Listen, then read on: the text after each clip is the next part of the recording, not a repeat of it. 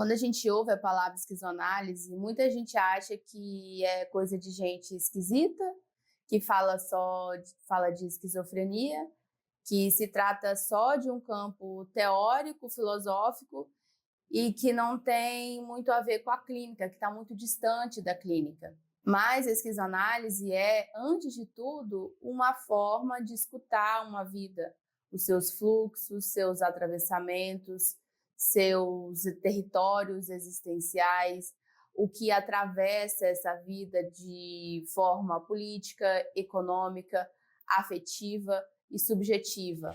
E nesse vídeo eu quero te contar o que de fato é esquizoanálise, ao que ela se propõe, quem foram Deleuze e Guattari que criaram, essa teoria, quais são as suas obras principais e falar sobre elas, Mil Platôs e Antiédipo, falar das principais diferenças dessas principais obras de Deleuze e Guattari dentro da esquizoanálise. Se você é psicóloga, estudante de psicologia, terapeuta, ou simplesmente está curiosa em aprender sobre outras formas de pensar subjetividade, inconsciente, desejo, te convido a ficar aqui comigo nesse vídeo. Primeiro, é importante situar quem foram Gilles Deleuze e Félix Guattari, que criaram a esquizoanálise. Gilles Deleuze era professor universitário e filósofo. Já Guattari era psicanalista e militante de esquerda. Ele trabalhou muito tempo numa clínica de psicoterapia institucional na França, chamada Laborde. Se você é estudante de psicologia, com certeza você já ouviu falar sobre essa experiência clínica da análise institucional em Laborde. Os dois viviam na França e estavam envolvidos ali em movimentos políticos, de militância, ali naquele contexto, naquele momento histórico que eles viviam, que era um contexto de maio de 68. E se você não sabe o que foi maio de 68, vale um breve resumo aqui para você. Na França, entre as décadas de 60 e 70, ocorreram grandes greves universitárias que se espalharam ali entre os trabalhadores e também outros setores da sociedade na época. E esse foi um grande período de insurreição popular, de questionamento das instituições, das hierarquias e dos modos tradicionais de trabalhar, pensar e viver ali naquele contexto.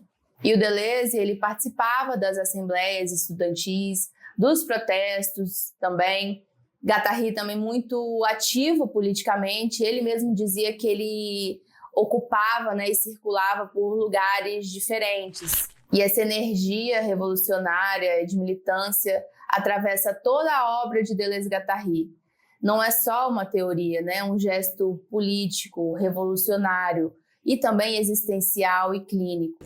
E antes deles se encontrarem, eles já escreviam, já publicavam coisas sozinhos. Deleuze tem livros publicados, Guattari também, mas é no encontro dos dois que eles publicam juntos uma grande obra que vai se chamar O Antiédipo, Capitalismo e Esquizofrenia.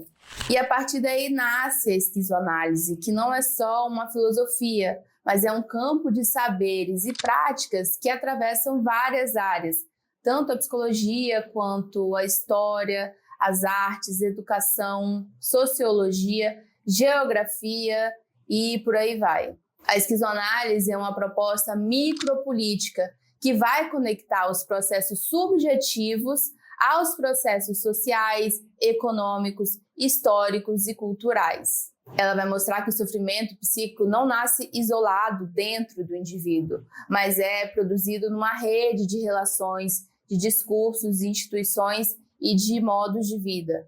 E agora eu vou mostrar para vocês as principais obras que Deleuze e Guattari escreveram juntos e as diferenças entre elas. O Antiédipo ele veio primeiro, em 1972 foi o ano da sua publicação. E aí, em 1980, eles publicam essa coleção do Mil Platôs, que é uma continuidade do Antiédipo, só que numa pegada bem diferente. O Mil Platôs não é uma simples sequência do Antiédipo, mas ele vem logo após a publicação dele. Eles mesmos vão dizer que esses livros têm propostas diferentes, que têm linhas de entrada e saídas diferentes. Você não precisa ler eles de forma linear.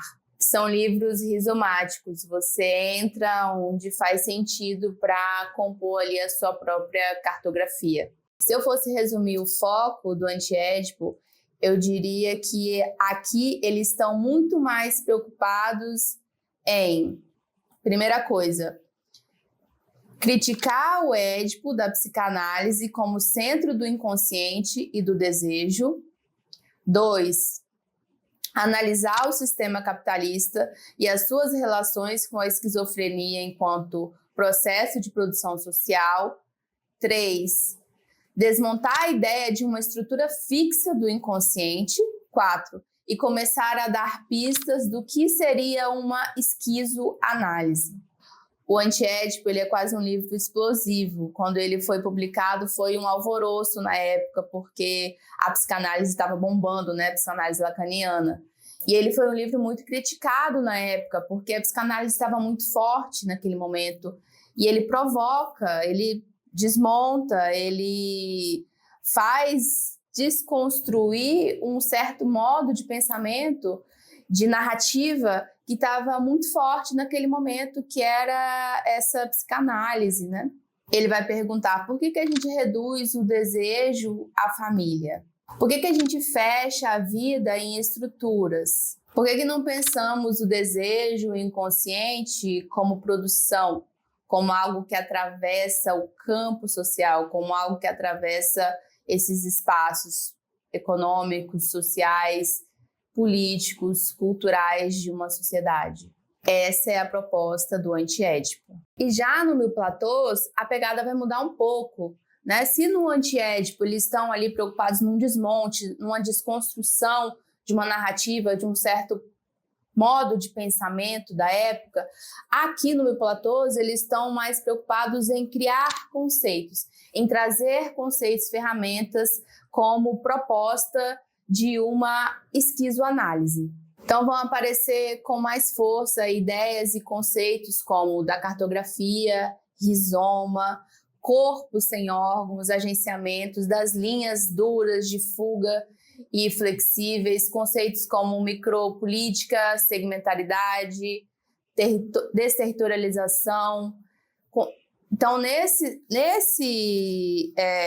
proposta do Mil Platôs, eles estão muito mais preocupados em trazer conceitos, ferramentas e propor essa esquizoanálise. Então, esses conceitos, eles não são só conceitos filosóficos para a gente ficar filosofando, mas eles servem para a gente entender como a vida se organiza, se endurece, inventa, foge de algum lugar, né, ou de algum pensamento, de algum sentimento, como essa vida se territorializa, se desterritorializa, são conceitos que nos ajudam a pensar um pouco sobre isso. Então, no Mil Platôs, ele dá mais consistência prática ao que começa ali no Anti-Édipo, para ajudar a pensar como que eu escuto uma existência sem aprisionar ela em modelos prontos. E aí, na clínica, isso muda muita coisa. A gente deixa de perguntar como que essa pessoa é e começa a se perguntar o que está se passando nessa vida? Quais linhas que atravessam esse território existencial? Onde estão os endurecimentos nessa vida? Os pontos de dureza dessa vida? Onde são as possibilidades de fuga, de invenção, de criação e de recomposição nessa vida? É muito menos sobre interpretar e muito mais sobre cartografar uma vida. É menos sobre encaixar em categorias e mais sobre acompanhar processos de subjetivação em movimento. A esquizoanálise não é um método fechado.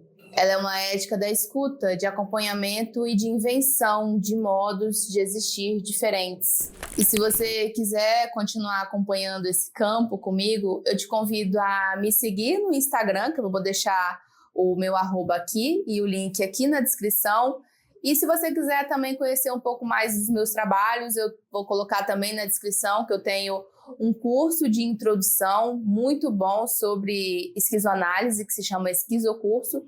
E meus outros trabalhos também de formação ali dentro do campo da esquizoanálise, vou colocar na descrição do vídeo para você conhecer mais. E agora eu quero saber de você, me conta aqui nos comentários que eu quero muito saber quais desses livros te deixou mais curioso em ler e estudar sobre eles. O Antiédipo, o Mil Platôs, os dois, me conta aqui nos comentários. E se esse vídeo fez sentido para você, se você gostou desse conteúdo, eu te peço, por favor, que você dê um like no vídeo, que me ajuda muito. Comenta também aqui alguma coisa, como se você gostou, enfim, o seu livro favorito, o livro que você ficou mais curiosa para ler. E compartilhe esse vídeo com alguém que também possa gostar desse conteúdo, que também possa se interessar pela esquizoanálise. E é isso por hoje, a gente continua esse papo no próximo vídeo.